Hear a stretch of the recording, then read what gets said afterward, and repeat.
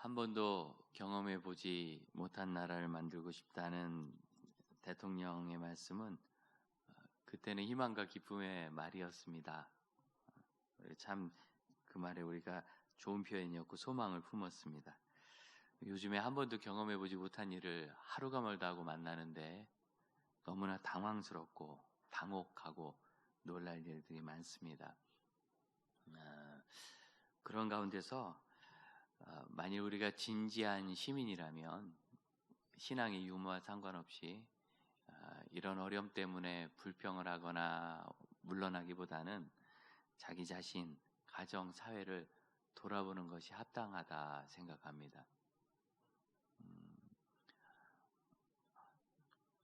우리가 언젠가 다 한번 이 세상을 떠난다 그런 얘기를 하죠. 오는 건 순서 있어도 가는 건 순서 없다.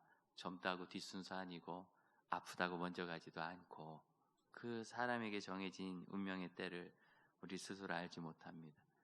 코로나19가 되면서 그런 일들이 정말 잦아지고 많아졌어요. 우리나라 의료진들이 애쓰고 여러 가지 컨디션이 좋아서 치명률이 낮다고 해도 그래도 걸려서 죽을 수도 있고 또 건강을 크게 상할 수도 있기 때문에 이런 곳에서 자기 자신을 돌아보고 내가 언젠가 이 세상을 지금이라도 또는 떠날 수 있다는 생각을 하지 못하면 어리석은 겁니다. 그때 과연 후회 없는 삶일까? 후회를 한다면 왜 후회할까? 왜 후회할까? 참 좋은 말이거든요. 잘 산다는 말, 이 표현. 잘 사는 거 좋은 거지. 그 영어로 웰빙 아닙니까? 잘 산다, 웰빙. 그런데 우리나라는 이 말을 좀 혼용해서 잘못 쓰는 바람에 돈이 많은 걸 잘 산다고 얘기해요. 돈이 많아도 못 사는 사람이 지중에 너무 많거든요. 뭐 저랑 친한 분들은 아닙니다. 근데 뭐 거리가 가깝다 보니까 보는데 정말 형편없이 사시는 분들 참 죄송하지만 왜 저러고 사나 저렇게 돈이 많은데 아니 그 가진 것 갖고 왜 또 저러고 사나 못 사는 분들 참 많고 거꾸로 정말 돈 없는데도 잘 사는 분들 제가 이렇게 보니까 저랑 공감대가 있는 것 같아요. 돈은 정말 없는데 잘 사시는 분들이 여기 좀 많은 것 같아요. 공감이 가는데 많거든요. 그래서 잘 사는 것과 돈 많은 것은 이젠 드디어 구분을 해야 될 때가 된 것이 아닌가. 잘 살았는가 말이죠. 특별히 시민이라도 그럴지언정 당연히 성도는 자신의 삶에서 하나님의 자녀로서의 정체성과 내가 하나님 나라를 바라보고 살았는가를 돌아볼 필요가 있습니다. 무슨 소리냐면 우리가 이 세상을 떠나면 천국에서 눈을 뜨게 될 텐데 여러분 그것은 분명히 단절된 세계가 아니에요. 왜냐하면 내가 여기 있다 거기 갔잖아요. 나에게 이어진 세계인 거예요. 뿐만 아니라 그곳에서 오신 하나님의 아들 예수께서 이곳에 계셨죠. 하나님께도 이어진 세계인 거예요. 다만 내가 단절되어 살아서 여기서 사는 삶이 천국과 전혀 상관없는 삶이었다면 그건 나 개인적으로는 단절처럼 산 거예요. 그래서 우리는 이 땅에서도 하늘처럼 살아야 됩니다. 이 땅에서도 하나님 백성으로 살아야 되고 그것이 연결되는 하나님의 나라고 성도의 당연한 삶이어야 되는데 우린 그렇게 살았는가. 그래서 잠언은 어리석은 사람은 마음을 잔치집에 갖다 놓고 지혜로운 사람은 마음을 초상집에 둔다 합니다.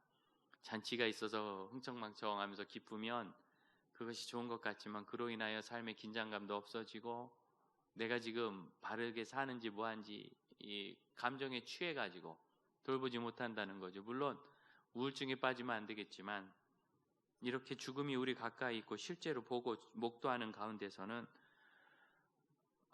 왜 죽었나 이게 아니라 나는 그 앞에서 어떤 사람인가를 봐야 되는 거예요. 후회 없는 삶일까? 그랬을 때 우리가 이 성경 특히 복음서를 통하여 예수님의 삶과 말씀을 보게 되는데 복음서는 예수님의 삶과 말씀을 중심으로 기록되거든요. 그것이 우리에게 어떤 의미가 있느냐면 예수님은 이 세상을 떠나실 때 십자가를 지시면서 뭐라고 하시느냐면 다 이루었다라고 말씀하세요. 이 말을 빚 얻어 쓴 것에다 쓰면은 빚 다 갚았다는 뜻이에요. 그래서 사형증 찢은 거예요. 이게 다 이뤘다고 외상값에게 외상 다 갚은 거예요. 건물을 짓는 사람이라면 설계대로 다 만들고 하자 부수까지 끝나서 이제 아무런 책임이 없을 만큼 완전히 딱 손 뗀 거, 이게 다 이루었다는 겁니다.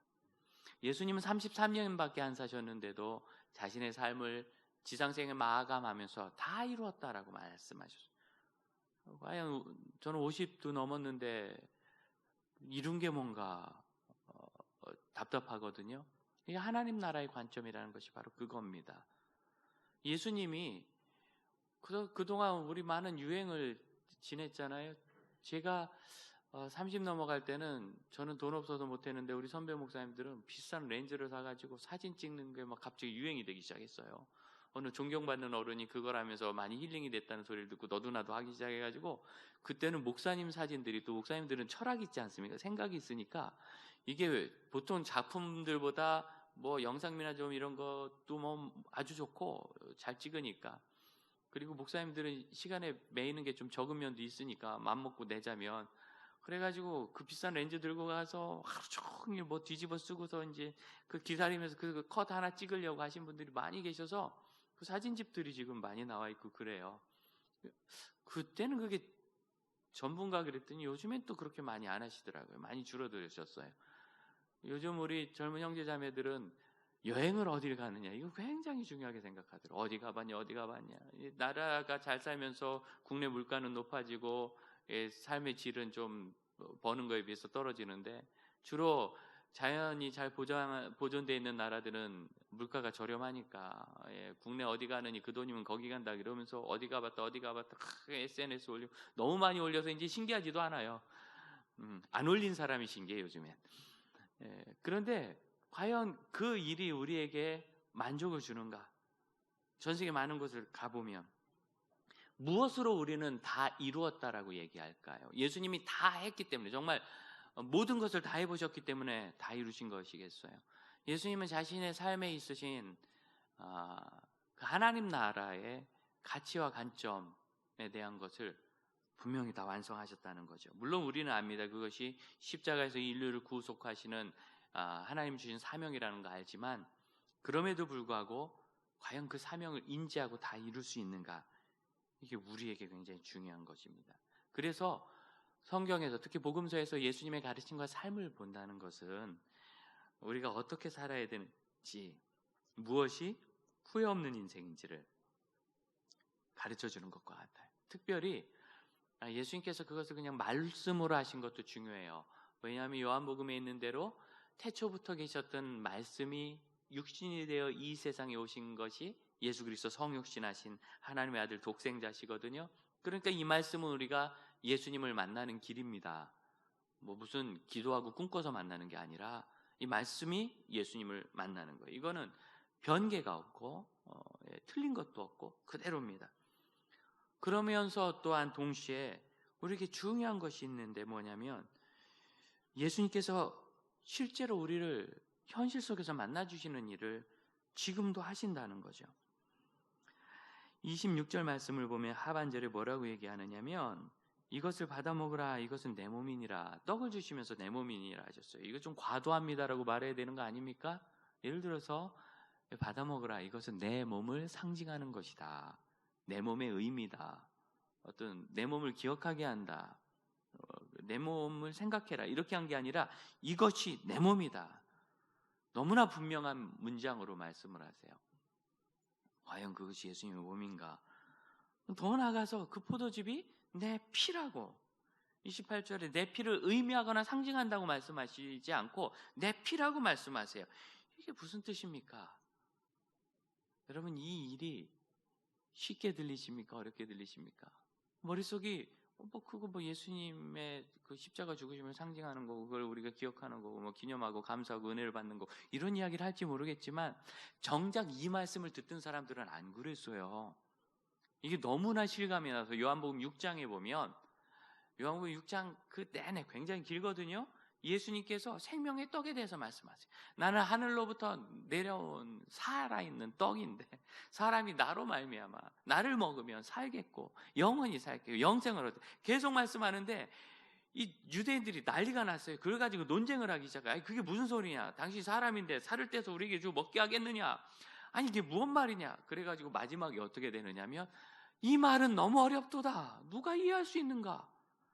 우리가 아무렇지도 않게 당연한 듯이 읽는 이 말을 그 당시에 구약에 통달해 있던 유대의 학자들이 이 말은 너무 어렵다. 그래서 물러갔다는 거예요. 이 말이 어려운 말입니다. 초등학교 2학년짜리는 구구단은 어려워도 4차 함수는 안 어려워요. 나랑 상관없는 얘기니까. 이 말은 예수님과 상관이 없으면 쉽게 들릴지 모르지만 예수님과 상관이 있는 사람은 이 말이 어렵습니다. 니고데모라는 사람이 그랬죠. 어떻게 하면 사람이 구원받습니까? 거듭나야 하나님 나라에 들어간다. 깜짝 놀라요. 엄마 뱃속에 다시 들어갔다 나오라고요. 여러분, 이 애기 같은 얘기를 신학 박사가 한 거예요. 니고데모가 신학 박사거든요. 그는 그 말이 너무 어려웠다는 거예요. 어떤 사람에게 어렵고 어떤 사람에게 쉬운가? 아무 상관없는 사람에게는 쉽고 정말 그 일을 깊이 생각하면 어렵게 되어서 우리도 이건 너무나 어렵다. 언제 어려울까요? 이게 분명 떡인데 이것이 예수님의 몸이라고 하면 그때부터 어려워지는 거예요. 이것이 분명히 포도즙인데 이것이 예수님의 피라고 하면 그때부터는 이거 이제 어려워지는 거예요. 우리는 쉽게 하는 이야기 때문에 교회가 분열됐어요. 예수님 당시에는 사람들이 아직 예수님 십자가 지기 전이니까 복음을 몰라서 그런 거 아닙니까? 아니요. 2000년 동안 이게 어려웠어요. 그래서 16세기 1500년대 종교개혁이 일어날 때 종교개혁자들이 이걸로 싸웠어요. 도대체 이게 분명히 떡인데 이게 언제 예수님의 살이냐? 그래가지고 종칠 때 된다, 입에 넣어서 씹을 때 된다. 아니다, 그 속에 예수님의 살, 왜 씹다가 뱉어도 떡인데? 그 속에 예수님의 살이 영적으로 임재한다. 별 얘기를 하면서 이게 왜 예수님의 살인지에 대해서 굉장히 고민을 많이 했어요. 지금 전 세계에요, 개혁교회, 개신교회, 교단이 여러분 2만 개랍니다. 2만 교단, 2만 교회가 아니라 2만 교단.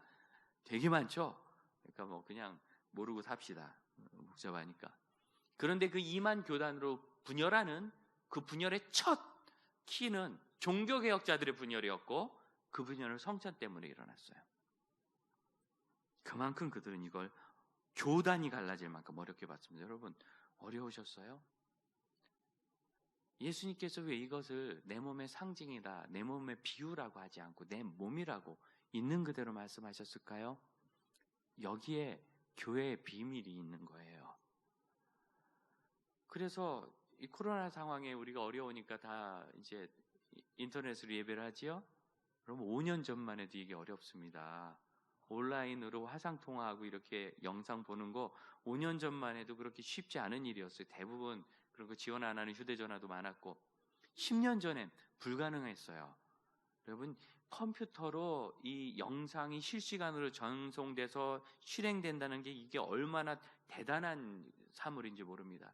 초기 컴퓨터로는 불가능하고 아주 비싼 수백만 원짜리 성능 좋은 컴퓨터에 비싼 돈을 내고 회선을 넣어도 실시간으로 보는 건 어려웠어요.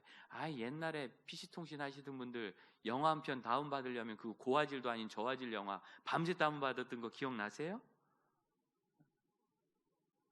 지금도 선교지에 그렇게 인터넷에서 안 좋은 곳은요, 영화 밤새 다운받는데요, 드라마. 그러니까 이 코로나 문제가 10년 전에만 있었어도 우린 지금처럼 이렇게 온라인 예배하는 거 못하는 거예요. 얼마나 감사한지 지금 있어서 할 수 있어서. 그런데 여기서 문제가 생겼어요. 성례식을, 여러분, 하나님이 주시는, 우리를 만나 주시는 은혜의 길이 성례인데 세례와 성찬이죠. 세례는 평생 한 번 받으니 됐단 말이죠. 성찬을 할 수가 없는 거예요. 성찬은 온라인 타고 가지를 않으니까. 여기서 문제를 겪었습니다. 다음 주에 우리가 성찬을 준비하면서 이 말씀은 한 주 전에 나눠야 된다. 왜 우리가 온라인으로까지 성찬을 해야 되는가? 여러분, 우리가 예수님을 만나는, 현실적으로 만나는 만남의 의미가 성찬이라는 거예요. 그리고 그것이 나에게 현실로 다가올수록 이 일은 어려워져요. 저는 중학교 3학년 때 예수님 만났습니다. 누가 주일 예배를 가르쳐 주지 않아서 토요일 날 학생회만 신나게 다녔죠. 성탄절이나 돼가지고 주일 예배가 있다는 걸 알았어요. 아무도 안 알려줘서. 그래서 여러분, 우리가 초신자를 잘 봐야 합니다. 우린 당연한 것이 그분들은 굉장히 어려워요. 그리고 이게 조심스러워요. 익숙하지 않은 일들이라.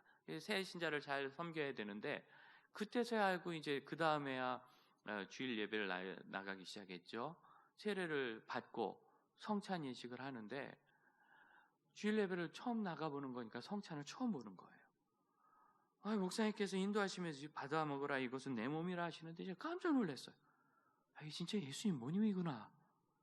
그 순간 그 떡을 받는 것이 저에게 얼마나 어려운지. 목사님이 이건 떡인데 예수님의 몸을 상징하는 겁니다, 이렇게 했으면 안 어려웠을 거예요. 상징이니까. 태극기가 국가의 상징이라고 태극기가 국가는 아니잖아요. 그러겠어요, 상징인데. 이 차는 난 못 마시겠는 거예요. 제가 선지도 안 좋아하는데 이게 피라는 데는 너무 당황스러워서. 여러분, 이것이 나에게 예수님의 실제로 다가올수록 이 말씀은 심각해지는 거예요. 지금까지 우리의 삶을 한번 돌아봅시다. 예수 만나고 예배드리고 성찬을 오랫동안 하면서 우리가 이것을 정말 예수님 만나듯이 만났습니까? 성경은 내 몸이라 그런 거예요. 그러면 이 시대에 얘기하면 너희가 이것을 받을 때 나를 보는 것이고 만진 것이고 먹는 것이고 우리 안에 들어왔을 때 하나가 되는 거예요. 실제로 예수님을 만나서 이 성경을 공부하는 거, 하나님 말씀을 통하여 하나님 뜻을 알고 하나님의 인도하신가 계획도 알고 우리를 향한 하나님의 뜻을 알고 순종하고 이대로 살아 성도가 된다면 이 성찬은 그 존재 그대로 예수님인 겁니다.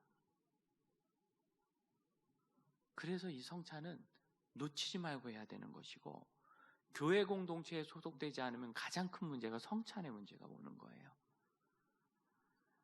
그런데 이걸 단지 그냥 상징적으로 보고 마음에 담으려고만 하니까 그런 의미가 있어 하니까 성찬을 하든 하지 않든 그렇게 어렵게 생각하지 않아요. 중요하게 생각하지 않아요. 이제 이해되시죠? 아무 상관없는 거예요. 이것이 상관이 있으면 그때부터 어려워지는 겁니다. 성경이 그걸 우리에게 보여줘요. 이 성찬의 말씀이 쭉 전해질 때 어디에서 이 일을 주님이 하셨느냐면 17절 18절을 보시면 주님 유월절 식사를 어디서 할까요? 성 안으로 들어가다 18절 아무에게 가서 이렇게 말해라. 아무에게, 그러니까 아무나에게로 들리시죠? 이 아무란 단어는 영어로 하면 certain man으로 되어 있는데 이게 익명이지만 우리에게 이름은 알려져 있지 않지만 분명한 그 한 사람을 말해요. 그러니까 그냥 성 안에 있는 사람 중에서 저 사람 같다 아무나 이렇게 한 게 아니라, 그래서 마가복음 14장 누가복음 22장에 보면 이 사람이 물 한 동이를 지고 가는 사람이라고 표현되어 있어요. 근데 그 당시 물 다 저다 먹어가지고 굳이 그 사람만 아닐 거거든요. 아마 조금 더 설명을 하셨을 것 같아요, 예수님께서는. 그래서 예수님 설명한 대로 가서 그 사람이 누군지도 몰라요. 심지어 우리에게도 이름을 전해주지 않아요. 아리마대 사람 요셉처럼, 강도 바라바처럼 구체적인 이름도 알려지지 않는 이 어떤 사람, 아무개는 주님께서 당신 집으로 간답니다 하니까 주님을 모셔드리는 거예요. 그럼 이때가 언제입니까? 20장, 26장 3절 4절을 보면 대제사장들, 유대의 높은 사람들이 예수님을 죽이기로 흉계를 했고 이미 또 예수님을 말하거나 그분을 따르는 것도 처벌하기로 다 그렇게 되고 있을 때 이 예수님을 자기 집으로 모신다는 거예요. 그 제자들과 함께. 누가? 이름도 알려지지 않은 어떤 사람이 예수님을 모셔드리는 겁니다. 집으로 모셔드리는 게 영접이죠. 예수님을 영접한 거예요. 그런데 그 자리에서 첫 성찬을 나누던 사람, 그 중에 가룟 유다는 그 성찬을 나누면서 예수님을 배신해요. 그에 대해서 예수님이 그 아무처럼 정확하게 집어 말씀하십니다. 21절 보면 너희 중에 하나가, 12명의 사도가 모여있는데 너희 중에 하나가 오늘 나를 팔리라. 누굽니까? 저는 아니지요. 그랬더니 23절에 나와 함께 이 그릇에 손을 넣는 사람이 그다. 조금 더 분명하게 구체적으로 하시고 25절에 가룟 유다가 저는 아니죠 그랬더니 내가 말하였다. 이 내가 말하였다라는 이 말, 이 말하다는 말이 성경에 많거든요. 여러 단어가 있는데 우리도 말하다, 떠들다, 얘기하다 뭐 있잖아요. 여러 단어가 있는데 이 말의 원형은 이 물이 쏟아지는 것 같은 거예요. 확 쏟았다는 말에서 왔어요. 그러니까 이게 그냥 말한 것보다는 이 뉘앙스로는 왜 그런 때 없으십니까? 내가 그 말을 계획한 것도 아닌데 생각한 것도 아닌데 화가 나서 너무 좋아서 어쩌다 보니까 얘기하다 보니까 나도 모르게 뭔 얘기를 한 거예요. 좋은 얘기든 싫은 얘기든 어쨌든 엎질러진 물처럼 주워 담을 수 없다는 그거 쏟아졌다. 그 단어예요. 그러니까 가룟 유다가 이 얘기를 하면 예수님이 어떻게 보실까 뭔가 계산을 해서 했을 수도 있지만 이 뉘앙스상으로는 그냥 하다가 남들이 다 하니까 자기도 한 거예요. 근데 예수님이 네가 말했다라고 말씀하신 겁니다. 가룟 유다 자기라고 정확하게 짚었어요. 그는 성찬을 받았습니다. 그리고 예수님을 배신하러 갔습니다. 이름도 알려지지 않은 아무개는 예수님을 모셔드렸는데 정작 그 은혜를 누렸던 가룟 유다는 예수님 팔러 가버렸어요. 여러분 이 극단적인 차이를 성경이 우리에게 지금 보라고 쳤고 있어요. 그리고 이 성찬에 대해서 이렇게 말씀하시는 겁니다. 이것을 여러분에게 드릴 때 이걸 그냥 빵 조각으로 보든지 아니면 예수님의 몸으로 보든지는 여러분의 믿음입니다.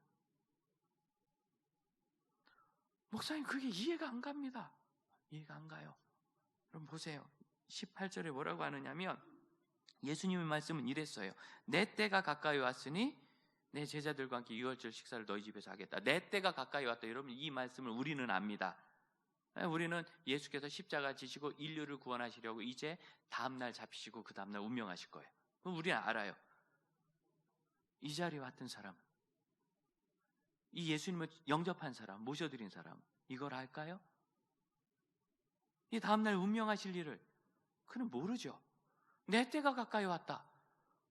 이 사람이 알았어요. 여러분 이 자리에 있던 12사도는 이 말씀의 의미를 알았습니까? 예수님 내일 돌아가시는구나 이거 알았어요? 언젠간 죽겠구나 이거 알았어요? 십자가를 지시고 인류의 죄를 대신하시겠다 이거 12사도도 모르는 거고 당연히요. 합리적으로 생각해도 이 익명의 사람 아무개도 몰라요. 그게 뭔 소리예요? 내 때가 가까운 게 뭔데요? 뭐 유월절이 가까웠다는 거 여러분 유월절은 예수님의 때가 아닙니다. 전 유대인의 때입니다. 그건 내 때가 아니에요. 예수님이 말씀하신 내 때는 과연 무슨 뜻입니까? 알까요? 당연히 모르죠. 그거 몰라도 돼요. 그럼 알아야 성찬을 받고 알아야 하나님의 사람이 되는 것 아닙니다. 중요한 건 뭡니까? 예수님은 누가 예수님을 팔지 네가 말하였다. 이 그릇에 손을 넣는 사람이다. 이 무리 중에 있다. 분명히 하신 것처럼 누구? 잘 몰라도 예수님을 영접할 아무개를 분명히 하신 거예요. 그래서 성 안에 가면 이러이러한 사람이 있는데 그 사람에게 가서 그 아무개에게 이 얘기를 전해라. 예수님은 그러하셨어요. 여러분 중요한 건 이겁니다. 우리가 이 성찬을 어떻게 하나님의 아들의 살로 받을지 어떻게 피로 받을지 그것이 나에게 무슨 영향력을 주는지 이걸 이해하는 것 물론 몰라도 된다는 건 아닙니다만 이해했기 때문에 이것이 우리에게 유효한 성찬이 아니라 그거 몰라도 돼요. 뭘 알아야 됩니까? 예수께서 우리를 아세요. 예수께서 여러분이 예배를 드리고 하나님을 사랑하실 거라는 거, 예수님을 여러분의 마음과 가정에 모셔드리기 원한다는 거, 여러분이 하나님의 사람이고 하나님의 자녀로 하나님을 의지하고 살고 이 세상에 있는 것으로 잘 살려고 하지 않고 하나님의 뜻으로 잘 살 사람들이라는 걸 하나님이 아신다는 게 중요한 거예요. 그 아무개를 주님이 아세요. 심지어 우리도 몰라요. 이 성경을 읽는 우리도 아무개가 누군지 아무도 몰라요. 무란동이 외에는. 그래도 돼요. 이렇게 몰라도 되는 것이 나오는 것 바로 사랑입니다. 그 순간까지도요. 가룟 유다에 대해서 뭐라고 적느냐면 14절 12 중에 하나가 제사장들과 대제사장들과 협의해서 예수님을 팔 궁리를 한다고. 근데 14절은 그때라고 적고 있어요. 그때가 언제냐면 6절 이하에 보면 베다니 그 나병 환자 시몬, 아마 이 사람이 나병에 걸렸던 남 모양이에요. 그의 집에서 예수님 식사하실 때 한 여인이 비싼 옥합 향유를 가지고 와서 예수님 발에 붓고 씻었어요. 값어치로 하면 2천만 원 이상이 갑니다. 지금 돈으로 2천만 원 이상. 이렇게 비싼 돈으로 아마 전 재산이었을 거라고 추정되는 이 돈으로 예수님이 발을 씻은 거예요. 향유 냄새가 막 피어오르고 너무너무 아름다운 그 순간에 제자들은 이렇게 예수님 사랑하는 방법도 있구나. 나도 돈만 있으면 하고 싶다. 향유만 있으면 하고 싶다. 할 것 같은데 아니고 비난하는 거예요. 이걸 왜 허비하느냐? 허비라고. 그럼 이 여인은 왜 그걸 아까운 줄 모르고 드렸을까요? 예수님 사랑했기 때문이죠. 이 사람은 나를 사랑함이 너희보다 많다. 너는 나에게 발짓을 물어주지 아니하였는데 이 여인은 자기 전 재산을 갖다 바쳤다. 이 여인이 나를 사랑함이 많다. 왜? 자기 죄를 깨달았기 때문에 이 죄 사함 받는다는 것이 얼마나 큰 건지 알았다는 거예요. 여러분, 다른 게 아니에요. 내 죄 용서함 받았다는 그 단순한 관계에서 예수 그리스도를 사랑하는 것이 굉장히 큰 거예요. 사랑하기 때문에. 참 낭비라는 얘기가 믿음 안에서요, 우리가 잘 생각해야 돼요. 진짜 낭비는 예수님이 하시는 거지요. 우리 같은 죄인을 위하여 그 귀한 생명을 바치실 이유가 뭐랍니까? 저와 여러분이 그럴 만한 가치가 있습니까? 하나님의 아들이 대신 죽을 만한 가치가 있기 때문에 그렇게 하신 겁니까? 낭비하신 거죠. 그렇게 귀한 생명을 주실 필요는 없어요. 우리를 위해서라면. 그러나 주님은 그걸 부으셨어요. 왜? 사랑하셨기 때문이죠. 이 여인은 왜 부었죠? 사랑했기 때문이에요. 하나님이 우리에 대해서 아시는 게 뭐죠? 우리가 하나님을 사랑하고 있다는 것을 아신 거예요. 그래서 그 사랑으로 이 예수님의 성찬을 받으면 보이지 않는 예수님을 몸으로 보는 것이 되며, 우리를 구원하시는 그 은혜를 내가 구원받았나 헷갈리지만 구원하신 은혜를 내가 이 성찬을 받아들이듯이, 취하듯이, 이 떡을 취하듯이 내가 구원을 취한 것을 알게 되고, 영생의 생명을 공급하신 하나님께서 우리의 모든 것을 아들과 함께 아낌없이 주시지 않겠느냐 하신 하나님의 공급도 알게 되는 겁니다. 그래서 성찬은 성도가 이 세상에서 죄를 이기고 하나님의 뜻대로 살아갈 힘이 된다고 고백할 수 있는 겁니다. 참 예수님 놀랍지 않습니까? 이 뜻을 설명하는 데 시간을 보내지 않으시고 그에게 이 잔을 주는 데 시간을 보내셨어요. 이분이 우리 주님이십니다. 우리가 이 상황의 처음과 끝을 알고 있습니까? 여러분, 이 코로나19 사태가 어디로 지나갈지 우리가 알고 있습니까? 우리 모르지요. 참 답답한 일입니다. 답답한 일입니다. 저하고 둘도 없는 친구 한 사람이 지방에서 목회를 하는데 그 지역의 시청, 도시 정책관에게 문의를 했어요. 왜냐하면 수요일날 느닷없는 발표가 총리실에서 나오니까 개교의 목사로서 벌금 예비 운운하니까 목사들은 이 일에 대해서 너무나 분명합니다. 제 친구 목회자 한 사람이 카톡방에다가 나는 작은 교회 목사고 300만 원 없으니까 그냥 2달 구류 살게 이렇게 썼어요. 하지만 성도에 대해서는 다른 얘기인 거예요. 그래서 대화를 하다가 좀 이상하다, 지침이. 물었다는 거예요. 그럼 우리 교인들이 저 앞에 있는 스타벅스에 가서 성경이나 신앙서적을 공부하면 안 됩니까? 그거 말고 다른 책을 공부하는 건 됩니까? 그리고 그 사람이 쉽게 대답을 못 하더라면 공무원들이 잘 대답을 못 하십니다. 내가 그럼 내일 다시 전화할 테니까 알려주십시오. 다음날 전화해서 통화하면서 제가 이거 녹취해도 되지요? 허락받고 녹음을 하면서 물었어요. 교인들이 스타벅스에 가서 성경이나 기독교 서적을 공부하는 건 어떻습니까? 그건 불법입니다. 안 됩니다. 그럼 교인들이 스타벅스에 가서 요리책을 공부하거나 국어책을 공부하는 거 어떻습니까? 그건 합법입니다. 됩니다. 왜요? 성경이 코로나로 옮기나요? 이 이야기가 제가 읽고 참 현실이니까 이 기준점이 이겁니다 해서 저도 몇몇 우리 친한 목회자들에게 좀 공유해 주었더니 한 분이 그걸 페이스북에 올렸나 봐요. 해외에 계신 선교사님이 그걸 보고 전화해서, 친구인데 60대 되신 분이거든요. 막 야단치더래. 가짜 뉴스 좀 퍼나르지 말라고. 너 같은 놈이 국론을 분열한다고. 해외에 계신 분이 보기엔 가짜 뉴스일 만큼 택도 없는 얘기인 거예요. 우리는 너무나 익숙한데. 여러분, 이 상황의 의미를 누가 이해하고 누가 설명할 수 있습니까? 그래도 괜찮은 거예요. 뭐가 중요하냐면 우리가 이 상황을 알아서, 그때가 뭔지를 알아서가 아니라 예수님께서 우리가 예수님 사랑하는 것을 아시는 게 중요한 거예요. 우리가 예수님을 너무 사랑하고 있고 예수님의 사람인 것이 좋고 예수님께 예배하는 것이 기쁘고 하나님께서 열어주시는 길대로 주님께 기도하는 것이 기쁜 것이 중요한 거예요. 예수님은 우리가 예수님을 그 가정에 모셔드릴 사람이라는 것을 알고 계세요. 우리가 이렇게 어떻게든지 예배하고 성찬할 사람들이란 것을 예수님은 알고 계세요. 그것이 중요한 겁니다. 이 기념하다는 단어가 구약에도 있는데 주로 레위기에 나오는데요, 번제물에 대해서 나와요. 어떤 소제물이 있으면 한 움큼 갖다 불태운다. 이것이 기념이다. 어느 제물에, 속죄 제물에 일부를 떼서 화목제로 일부를 떼서 누구에게 줬다. 이것이 기념이다. 이 단어예요. 그러니까 구약에서는 이 기념하다는 단어가 전부 제사에 대해서 나와요. 그래서 특별하게 이 예수님의 성찬을 기억하는 것은 히브리서도 그렇고 구약과 연관되면 제물에 대해서, 신약에는 영원한 제물이 되신 예수님의 성찬에 대해서 나누는 겁니다. 사랑하는 여러분, 우리가 이 성찬으로 예수님의 사랑을 추억하게 될 겁니다. 그래서 그것을 받는 그 순간 우리는 예수님을 몸으로 만나는 것과 같을 겁니다. 우리 각 가정에 예수님의 성찬을 만날 때 그 은혜가 있길 바랍니다. 또한 우리가 함께 모여 예수님의 성찬을 나눌 때 그 은혜가 있길 바랍니다. 예수님을 만나는 마음으로 일주일을 지냅시다. 우리 함께 기도하겠습니다.